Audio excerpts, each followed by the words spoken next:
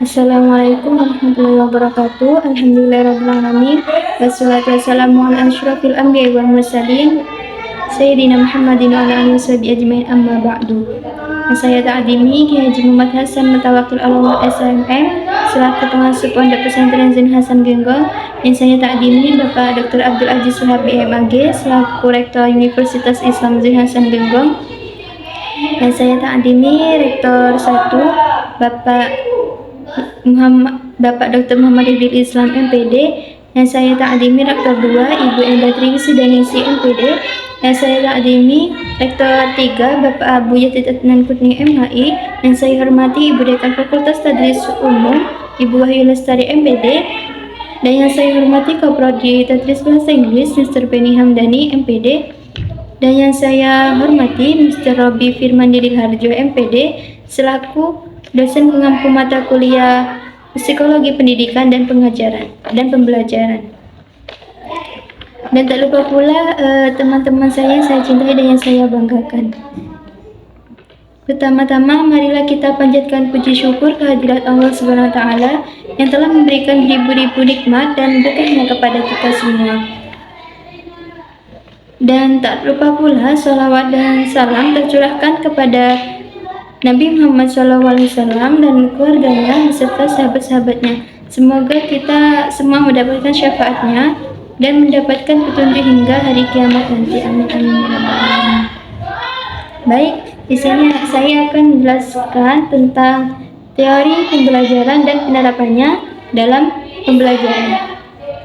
Yang pertama yaitu teori belajar behavioristik. Apa sih teori belajar behavioristik?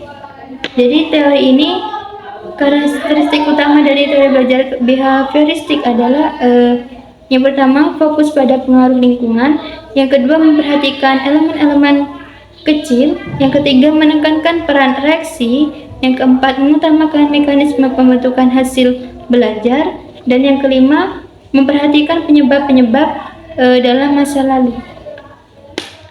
Yang keenam, mendukung pembentukan kebiasaan. Yang ketujuh, untuk pemecahan masalah menggunakan pendekatan trial and error.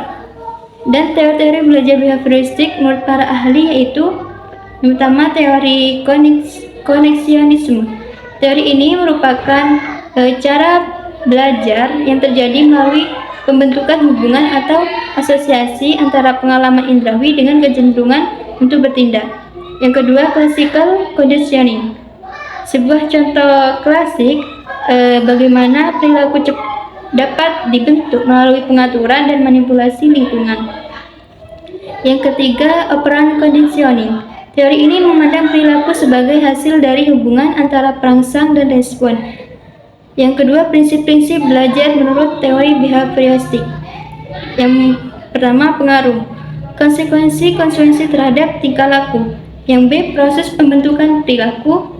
Yang C, pengurangan tingkah laku dalam menghilangkan penguatan. Dan D, proses generalisasi yang membuat perilaku muncul dalam berbagai konteks serupa. Dan yang E, diskriminasi dalam mengidentifikasi perbedaan antara situasi atau rangsangan. Dan yang F, pembelajaran vikarios atau peniruan perilaku berdasarkan pengalaman orang lain atau perilaku yang serupa. Yang G, penerapan teori belajar behavioristik dalam pembelajaran. Yang kedua, teori belajar kognitif. Pendekatan kognitif ini berfokus pada pemrosesan informasi oleh peserta didik, termasuk pengorganisasian, penyimpanan, atau penghubungan pengetahuan baru dengan yang sudah ada. Beberapa teori pembelajaran kognitif yang relevan dengan kurikulum antara lain yang A, teori perkembangan Piaget. Teori ini yaitu teori yang memfokuskan perhatiannya pada perkembangan kecerdasan individu sepanjang masa hidup mereka. Yang kedua, teori Jerome Bruner. Ide dasar Jerome Bruner adalah bahwa anak-anak harus berperan aktif dalam proses pembelajaran di kelas. Bruner menerapkan apa yang ia sebut sebagai discovery learning, di mana siswa mengatur materi pembelajaran dengan tujuan akhir tertentu, dan yang yaitu prinsip-prinsip belajar menurut teori kognitif. Yang pertama, siswa mengalami perkembangan kognitif melalui tahap-tahap tertentu. Yang B, keterlibatan siswa secara aktif dalam belajar itu sangat penting. Dan yang C, mengkaitkan pengalaman atau informasi baru dengan struktur kognitif yang sudah dimiliki siswa.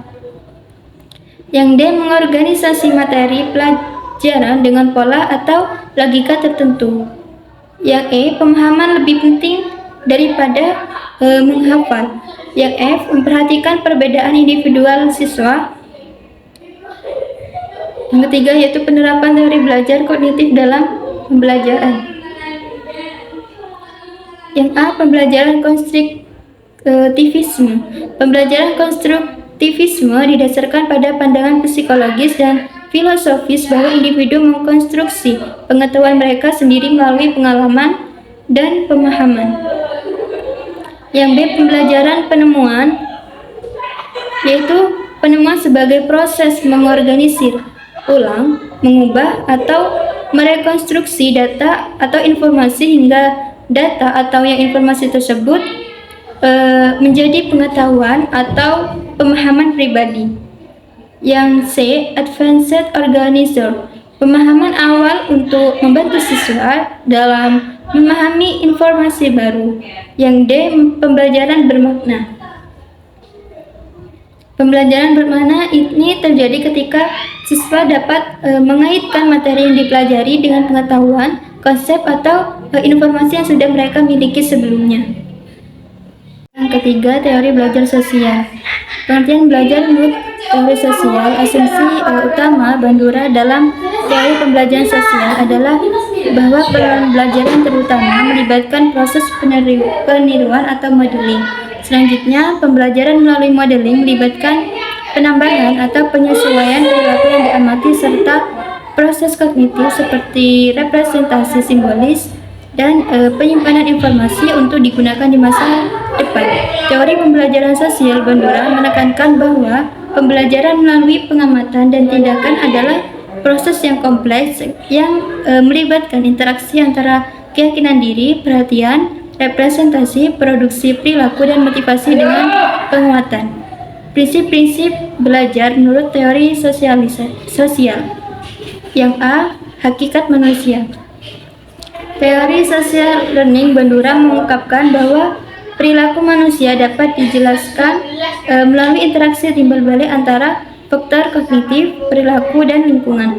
Oleh karena itu, perkembangan kepribadian seseorang sangat tergantung pada bagaimana mereka berinteraksi dengan lingkungan.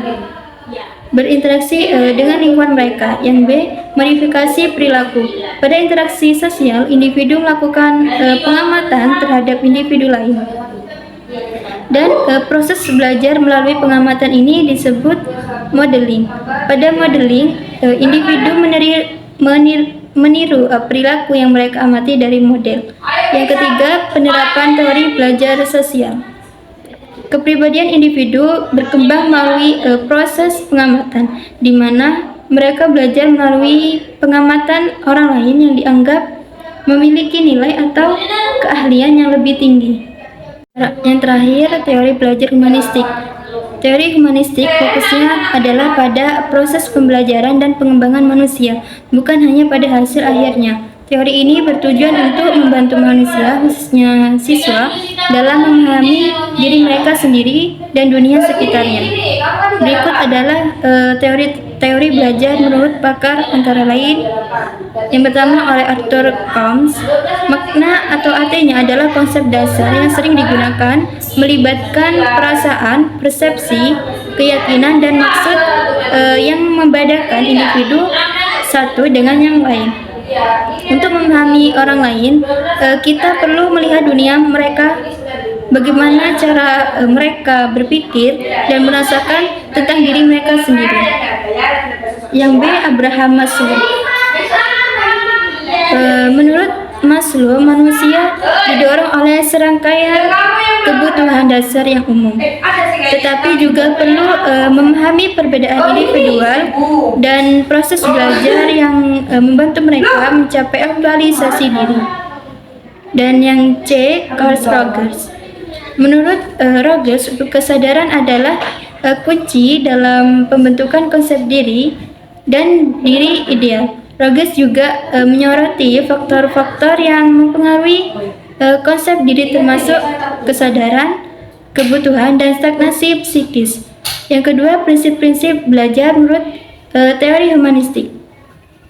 Beberapa prinsip dasar humanistik yang sangat penting antara lain: yang A, manusia secara alami memiliki dorongan untuk belajar, dan yang B, pembelajaran yang bermakna terjadi ketika siswa itu merasakan bahwa materi pembelajaran memiliki relevansi dengan tujuan dan makna pribadinya. Yang C, ketika pembelajaran menyangkut perubahan dalam pandangan diri sendiri. Yang ketiga, penerapan teori belajar humanistik. Teori humanistik seringkali mendapatkan kritik karena sulit untuk diterapkan secara praktis dalam konteks pendidikan. Teori humanistik cenderung mendorong siswa untuk berpikir secara induktif, menghargai pengalaman, dan mengharapkan keterlibatan aktif siswa dalam proses pembelajaran.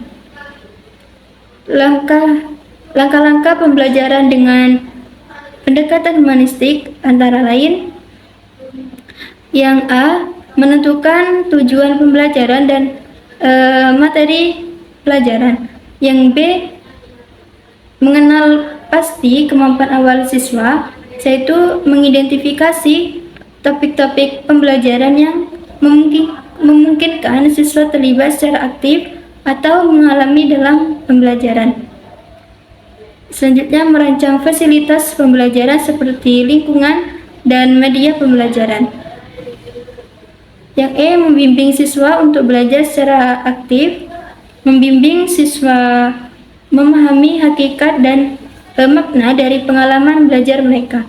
Yang G, membimbing siswa dalam membuat konseptualisasi dari pengalaman belajar mereka. Yang H, membimbing siswa dalam menerapkan komponen-komponen baru ke dalam situasi nyata. Dan yang terakhir, mengevaluasi proses dan hasil pembelajaran. Mungkin sekian dari saya. Mohon maaf apabila terdapat salah dari awal hingga akhir. Terima kasih. Wassalamualaikum warahmatullahi wabarakatuh.